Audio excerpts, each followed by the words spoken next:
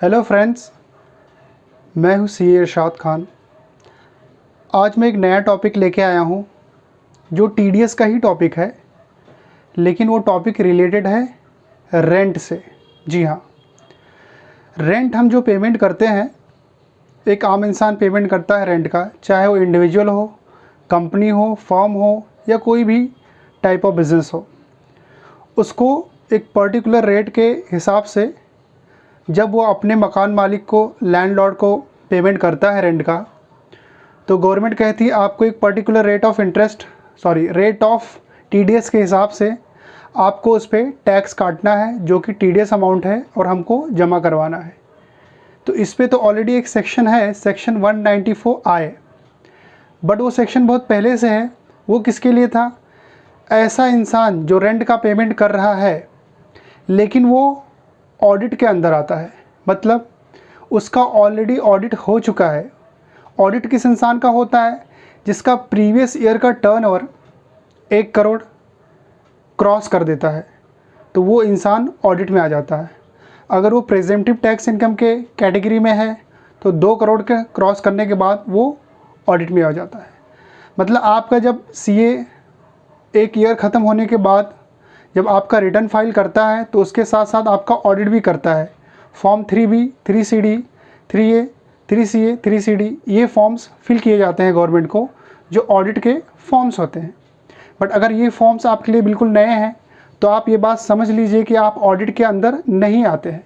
तो section 194I जो था वो उस इंसान के लिए था जो ऑडिट के अंदर आता था और किसी भी चीज़ का पेमेंट करता था एज ए रेंट।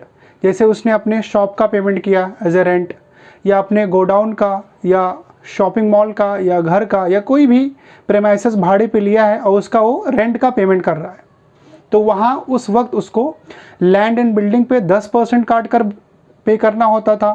अगर उसका साल का भाड़ा 2,40,000 से ज़्यादा है, और अगर प्लांट एंड मशीनरी, कुछ इक्विपमेंट्स भाड़े पे लिया है, तो 2% के रेट के हिसाब से उसको अमाउंट पे काट कर गवर्नमेंट को पेमेंट करना होता था टीडीएस का, और जो बैलेंस अमाउंट होता था वो लैंडलॉर्ड को देता था। ये सिस्टम अब तक चला आ रहा था, लेकिन गवर्नमेंट ने देखा कुछ ऐसे भी लोग हैं जो ऑडिट में नहीं है लेकिन जिसकी इनकम ज़्यादा है, जो अपनी इनकम को हाइड कर रहे हैं, अपने इनकम को छुपा रहे हैं, और अपने आप को ऑडिट कैटेगरी में ना आने के लिए अपने टर्नओवर को सप्रेस कर रहे हैं, मतलब अपने टर्नओवर को कम दिखा रहे हैं ताकि वो ऑडिट में ना आए। ऑडिट में ना आने के बाद बहुत सारे फ़ायदे होते हैं, उसमें से एक फ़ायदा ये है कि उसको टीडीएस नहीं काटना पड़ेगा सेक्शन 194I में। तो गवर्नमेंट ने तो 194I में जो लोग ऑडिट के लिए एप्लीकेबल हैं उनको तो उनका गला पकड़ के रखा है कि आपको टैक्स भरना है टीडीएस के फॉर्म में। लेकिन कुछ ऐसे लोग हैं जो एक आम इंसान है, आप समझ लीजिए, जो ऑडिट में नहीं है। एक आम इंसान हो सकता है वो कोई घर भाड़े पे लिया हो, उसका पेमेंट कर रहा है रेंट, कोई दुकान भाड़े पे लिया है, दुकान का भाड़ा भर रहा है, कोई गोडाउन भाड़े पे लिया है, कोई ऑफिस प्रेमाइसेस भाड़े पे लिया है, या कोई भी ऐसी लैंड, बिल्डिंग, प्लांट, मशीनरी या कोई भी चीज़ भाड़े पे ले करके उसका भाड़ा भर रहा है, क्योंकि उसको अपना बिजनेस चलाना है या तो उसको घर में रहना है, और वो इंसान ऑडिट की कैटेगरी में नहीं आता, मतलब उसका साल का जो टर्नओवर है बिज़नेस का वो 1 करोड़ से कम है। तो ऐसा इंसान अगर देखा जाए तो आम इंसान को हम कह सकते हैं कि ये सेक्शन 194IB जिसके बारे में आपको डिस्कस करने वाला हूँ, ये सेक्शन गवर्नमेंट ने इन्हीं लोगों के लिए बनाया है। सेक्शन 194IB जो लोग ऑडिट में नहीं हैं और जो रेंट पे करते हैं, लैंड का, बिल्डिंग का, प्रेमाइसेस का, या प्लांट मशीनरी, किसी भी इक्विपमेंट्स का, अगर वो रेंट पे करते हैं और वो रेंट जो भाड़ा दे रहे हैं वो भाड़ा महीने का 50,000 रुपया है या 50,000 से ज़्यादा है, मैं आपको वापस रिपीट करता हूँ, जो भाड़ा वो दे रहे हैं वो भाड़ा महीने का 50,000 रुपया है या 50,000 रुपये से ज़्यादा है महीने का, मैं साल की बात नहीं कर रहा हूँ। तो ऐसा इंसान जो अपना भाड़ा 50 या 50,000 रुपये से ज़्यादा महीने का दे रहा है, तो उसके लिए ये सेक्शन 194IB एप्लीकेबल है। गवर्नमेंट बोलती है कि ऐसा इंसान जो महीने का 50,000 या 50,000 से ज़्यादा भाड़ा दे रहा है और ऑडिट में नहीं है, तो ऐसे इंसान को 5% जो रेंट अमाउंट है, जो भाड़ा दे रहा है, साल का पूरा भाड़ा मिला लो, टोटल मान लो, या जितना भी वो ड्यूरेशन में भाड़ा दिया है उसका टोटल कर लो, उसका 5% उसको टीडीएस गवर्नमेंट को पे करना होगा। एक एग्जाम्पल के थ्रू आपको समझाता हूँ। जैसे कोई एक दुकानदार है, मिस्टर राम एक दुकान भाड़े पे लिया है और उसका टर्नओवर मान लो 80 लाख रुपया है, जो कि 1 करोड़ से कम है, ठीक है। तो वो ऑडिट में नहीं आया, एक आम इंसान हो गया। अब वो अपना दुकान का भाड़ा जो है 1 लाख रुपया भर रहा है। हो सकता है वो दुकान बड़ी हो, वॉट एवर द रीज़न, ठीक है। तो 1 लाख से ज़्यादा वो भाड़ा महीने का भर रहा है, तो 50,000 रुपये से ज़्यादा भाड़ा हो गया। तो उसको 1 लाख रुपये पे 5%, जो कि 5,000 रुपया होता है हर महीने के हिसाब से, ठीक है। तो ऐसे जितने महीने वो रहेगा उसका पूरा टोटल मान लो, उसका 5% निकालो, तो उसको लैंडलॉर्ड को उतना कम पैसा देना पड़ेगा और बाकी जो 5% अमाउंट है वो गवर्नमेंट को उसको पे करना पड़ेगा।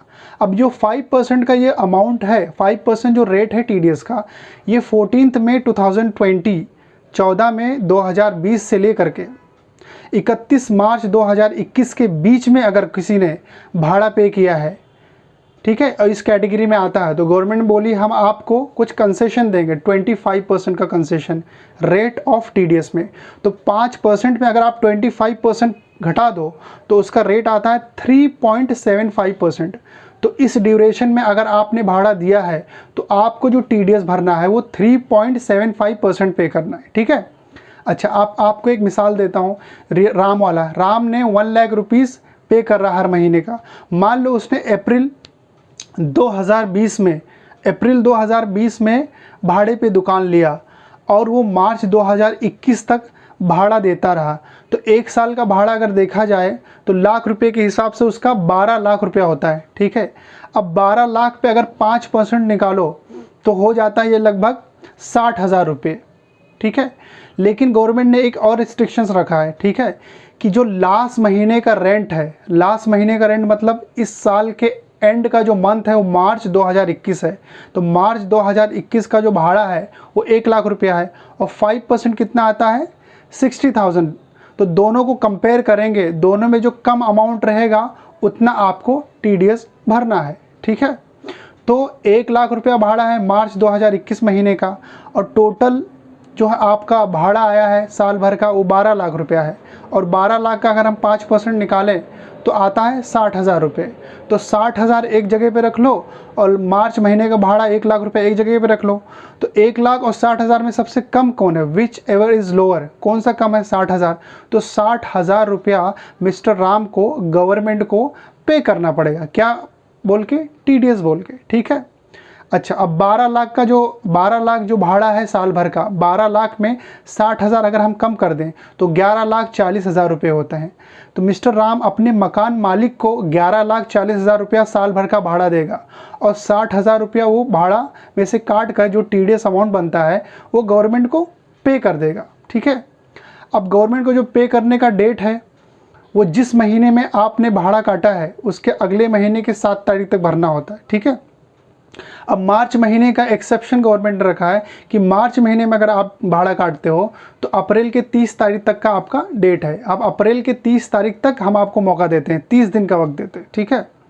लेकिन कभी कभी कैसा होता है कि हर महीने, मतलब हमेशा ऐसा नहीं होगा कि आप मार्च में ही भाड़ा आपका लास्ट महीना रहे। कभी कभी कैसा होता कि कोई दुकान भाड़े पे लेता है, 4-5 महीना चलाने के बाद उसको नहीं जमा, दुकान छोड़ देता है, तो उसको हम कहेंगे टेनेंसी पीरियड। फॉर एग्जांपल इसी केस को हम थोड़ा सा बदलते हैं।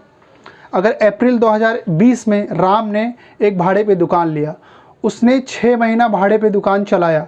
6 महीना अगर हम देखा जाए तो अप्रैल मई जून जुलाई अगस्त सितंबर, 30 सितंबर 2020 6 महीना पूरा होता है। 6 महीने का भाड़ा अगर हम देखा जाए, हम लोग देखें तो 1 लाख रुपए के हिसाब से 6 लाख होता है, ठीक है। तो टेनेंसी पीरियड कब ख़त्म हो रहा है, सितंबर में। तो उसको टीडीएस सितंबर में काटना है। वो अमाउंट कितना होएगा, 6 लाख रुपीज़ का 5% देखा जाए तो 30,000 होता है, ठीक है। और लास्ट महीने का भाड़ा कितना था सितंबर का, 1 लाख रुपया। तो 30,000 और 1 लाख में सबसे कम कौन है, 30,000 है। तो टीडीएस कितना काटना पड़ेगा, 30,000। टोटल 6 महीने का भाड़ा 6 लाख रुपए में से। तो मिस्टर राम क्या करेगा, 6 लाख टोटल भाड़ा हुआ, उसमें से 30,000 काट लेगा, वो 5,70,000 किसको पेमेंट कर देगा, अपने मकान मालिक को, और 30,000 वो गवर्नमेंट को पेमेंट कर देगा।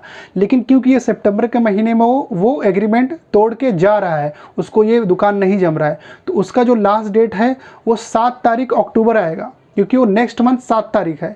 तो गवर्नमेंट यही बोलती है, अगर आप मार्च महीने में भाड़ा में से TDS काट रहे हो तो हम आपको 30 दिन का टाइम देंगे, 7 दिन का नहीं। मतलब आपको 7 अप्रैल का टाइम नहीं मिलेगा, आपको 30 अप्रैल का टाइम मिलेगा। लेकिन मार्च महीना छोड़कर, मतलब अप्रैल से लेकर के फरवरी मंथ के बीच में किसी दूसरे महीने में आपने ड्यू टू वेरियस रीज़न, किसी भी वजह से, अगर आप लास्ट महीना आपका है उस प्रेमाइजेस, उस शॉप, उस वेयर हाउस के लिए आप छोड़ के जा रहे हो, आपने जो आखिरी भाड़ा पे कर रहे हो, तो वो अगले महीने के 30 दिन आपको नहीं बोले, अगले महीने का 7 तारीख। तो इस केस में हमारा कितना हो जाएगा, सितंबर 2020 का अगला महीना क्या है, अक्टूबर। अक्टूबर की 7 तारीख तक आपको भाड़ा में से TDS अमाउंट काट कर गवर्नमेंट को पे करना है, ठीक है। अब आपको ये बात समझ में आ गई होगी कि TDS 5% है, लेकिन कंसेशनल रेट 3.75% है, सिर्फ 31 मार्च 2021 तक, ठीक है। अब इसके आगे का प्रोसेस देखते हैं कि ये तो पेमेंट हो गया। पेमेंट के बाद इनको एक फॉर्म फिल करना पड़ता है, फॉर्म 26QC उसको बोलते हैं, 26QC।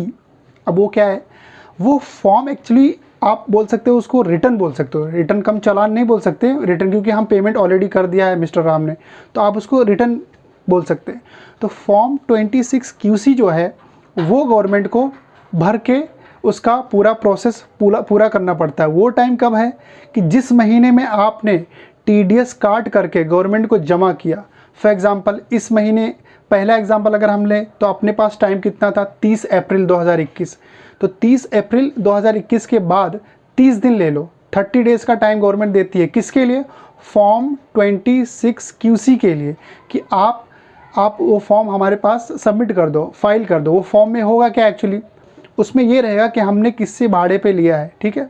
सामने वाले मकान मालिक का पैन कार्ड मांगा जाएगा, मकान मालिक का बेसिक डिटेल मांगा जाएगा, उसका पूरा डिटेल लेने के बाद वो मिस्टर राम अपना डिटेल डालेगा और उसमें पूरा बताएगा कि जो है इसमें इतना इतना मैंने रेंट पे किया, उसको इतना इतना टैक्स होता है एज ए TDS मैं आपको पे कर रहा हूँ, गवर्नमेंट को बताएगा। और जो उसने पेमेंट किया है TDS का, उसका चालान का डिटेल डाल देगा कि फला डेट को मैंने ये पेमेंट किया है, इतना अमाउंट है, इतना डेट है, इतना बैंक का डिटेल सब कुछ डालेगा, ठीक है। उसके बाद होगा क्या कि 30 डेज़ अगर काउंट करें 30 अप्रैल के बाद, तो मई की 30 तारीख, 1 मई से लेकर 30 मई, 30 दिन आ गया, तो 30 मई 30 मई 2021 उसके बाद डेट है, पहले एग्जाम्पल में। दूसरे एग्जाम्पल में मिस्टर राम ने क्या किया, 6 महीने में ही दुकान खाली कर दिया। तो दूसरे एग्जाम्पल में उसने कब पेमेंट किया था, 7 अक्टूबर 2020 को, क्या, TDS का पेमेंट। तो 7 अक्टूबर 2020 में से अक्टूबर महीना आप छोड़ दो, उसके बाद 30 दिन पकड़ो, तो 1 नवंबर से लेके 30 नवंबर, मतलब नवंबर की 1 तारीख से लेकर के नवंबर की 30 तारीख तक 20 दिन का टाइम उसके पास है, 30 दिन का टाइम उसके पास है। उस नवंबर की 30 तारीख तक उसको फॉर्म 26QC गवर्नमेंट को फाइल करना है। ये बात समझ में आ गई। अब दूसरा क्वेश्चन ये आता है कि TDS कभी ऐसा भी होता है कि गवर्नमेंट बोलती है आप 20% के हिसाब से काटो। कैसे, मान लो अगर जो मकान मालिक है उससे आपको उसका पैन कार्ड मांगना पड़ेगा, पैन कार्ड नंबर या पैन कार्ड का फोटोकॉपी। अगर वो पैन कार्ड नहीं देता, बहुत लोग क्या होता है इसका इनकम ज़्यादा होता है, वो हर किसी को पैन कार्ड नहीं देते हैं अपना इनकम हाइड करने के लिए। तो अगर वो पैन कार्ड नहीं दे रहा या आप उससे पैन कार्ड नहीं मांग रहे हो या सामने से वो पैन कार्ड नहीं दे रहा हो, बहाना कर रहे हो, कुछ भी वजह हो सकती है, तो गवर्नमेंट बोलती है कि आप जितना भी भाड़ा काटो उसका 5% हम नहीं मांगेंगे। मिस्टर राम को बोलती है आपको हमको 20% TDS देना पड़ेगा। सामने वाला आपको 20% काटने को दे रहा है नहीं दे रहा, वो आपका लुकआउट है, निकल हम आपसे तो वसूल करके कितना लेंगे, 20% TDS लेंगे। तो ये चीज़ आप याद रखें, अगर आप किसी को भाड़ा दे रहे हो 50,000 से ज़्यादा, तो उससे पैन कार्ड लेना बहुत ज़रूरी है। अगर पैन कार्ड लोगे तो आपसे गवर्नमेंट सिर्फ 5% ही मांगेगी। कंसेशनल रेट 3.75% है फॉर लिमिटेड पीरियड, ठीक है। अगर आप सामने वाला पैन कार्ड आपको नहीं देता है, आप बिना पैन कार्ड के काट के भर देते हो 26QC, उसमें पैन कार्ड का डिटेल नहीं डालते हो मकान मालिक का, तो आपको 20% के हिसाब से गवर्नमेंट आपको मांगेगी। आप बोलोगे हमने 5% काट के 26QC भर दिया, ख़त्म, तो बाद में 15% एक्स्ट्रा का डिमांड आ जाएगा नोटिस आपको कि आपको 15% देना है, ठीक है। ये चीज़ अगर मान लो कि कोई इंसान ये सब प्रोसीजर फॉलो नहीं करता है, उसको इससे कुछ लेना देना नहीं है कि कितना भाड़ा जा रहा है, कितना आ रहा है, कितना जा रहा है, उससे कुछ फ़र्क नहीं पड़ता है, तो उसके ऊपर प्रोसिक्यूशंस हो जाएंगे। वही आपको बताया कि जो ऑफिसर्स होते हैं कमिश्नर होते हैं उनको गवर्नमेंट ने एक लिमिटेड पीरियड दिया है कि आप इतने साल के बीच में आप किसी भी एसएससी को, किसी भी इंसान को आप नोटिस इशू कर सकते हो। अगर उस पीरियड में उसने नोटिस इशू कर दिया और आपका सब कैलकुलेट कर लिया कि आपका इतना टैक्स होता था, उस पर इतना इंटरेस्ट होता था, उस पर इतना पेनल्टी होता था, आपने नहीं दिया, सब मिला के आप अभी हमको पे करो, तब तो आप पेनल्टी दे करके, टैक्स का अमाउंट दे करके आप बच जाएंगे। लेकिन मान लो पीरियड ख़त्म हो गया, उसके बाद में किसी और तरीके से गवर्नमेंट ऑफिसर को आपका इन्फॉर्मेशन मिला। फॉर एग्जांपल आपका जो मकान मालिक है उसने अपने रिटर्न फाइल में ये दिखा दिया कि मुझे इनकम आ रहा है मिस्टर राम से 50,000 या 1 लाख महीने का, ठीक है। अब मान लो एसएससी ने उसका असेसमेंट किया, किसका, मकान मालिक का, उसको पूछा कि 1 लाख किससे आ रहा है, उसका पैन कार्ड दो। तो उस गवर्नमेंट ऑफिसर ने मकान मालिक से मिस्टर राम का पैन कार्ड ले लिया। अब गवर्नमेंट ऑफिसर क्या करेगा, वो मिस्टर राम का पैन कार्ड अपने डेटाबेस में डाल के देखेगा कि इसने हर साल रिटर्न फाइल किया, क्या उसमें दिखाया है कि मैंने खर्चा 50,000 पे किया, नहीं।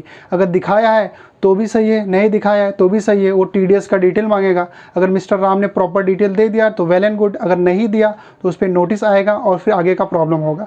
अगर समझो वो नोटिस इशू करने का पीरियड गवर्नमेंट ऑफिसर का, जो कमिश्नर का ख़त्म हो गया और जो मिस्टर राम हो लापरवाही में बैठा हुआ है, तो गवर्नमेंट का जब बाद में ऑफिसर इशू करेगा नोटिस तो उसमें आपका टैक्स और पेनल्टी तो वसूल करेगा।